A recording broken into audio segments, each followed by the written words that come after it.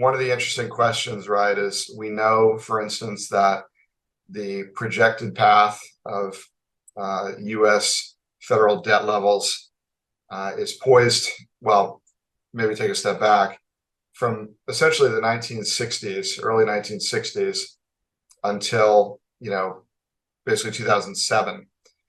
U.S. debt to GDP ranged between basically 20% and about 45% over that 50-year period. And interestingly, just as a quick tangent, if you look at the 1970s, the entire decade, debt to GDP at the federal level ranged between about 20 and 25%. So very, very low levels of federal debt throughout the decade of the 1970s. Beginning in 2007, with the financial crisis a year later, and then continuing over the next decade, and with COVID, that debt to GDP ratio in the U.S. grew from that sort of range it had been in for half a century up to roughly 100%. So go from 25 to 50% for 50 years to 100% within about a decade and a half. And the projection is for it to climb up into the 170s as a percent of GDP over the next 3 decades. Now, the track record of the CBO, these are their numbers, in forecasting these values is really poor. If you go back and you look at their average error, right? So they're on the record with 10-year projections that go back to 2007.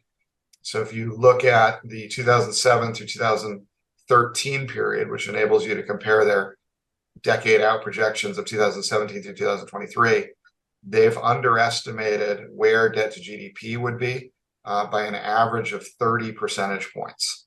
So, that 170 number 3 decades out is probably pretty optimistic. Interestingly, the question becomes, well, does it hit a wall at some point? And if so, when? And what's that threshold? And there's so many aspects to this that are educational. Like yesterday, for example, we had a client, institutional client call with a very large insurance company. So, we don't just do hedge funds and pension funds. We do, like, these guys in particular are some of the brightest out there on this topic, because insurance companies really care about inflation. They really care about any kind of default risk. So, we're talking about the 1970s, et cetera, et cetera. To be clear, this is not the 1970s.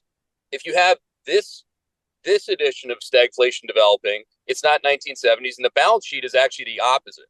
If you look at U.S. debt held by, the U.S. debt as a percentage of GDP, in the 1970s, it hit its lowest levels of the modern era. I mean, it was like inside of 25%. It wasn't 50 going to 100, and now we're at 100 going to 175%. Right. So you're right at that spot. And I think the other good chart that we'll go through in the deck, Steiner, is the thing that links credit risk, which is the interest expense. Right. So you just don't get to issue all this debt and not pay the bill.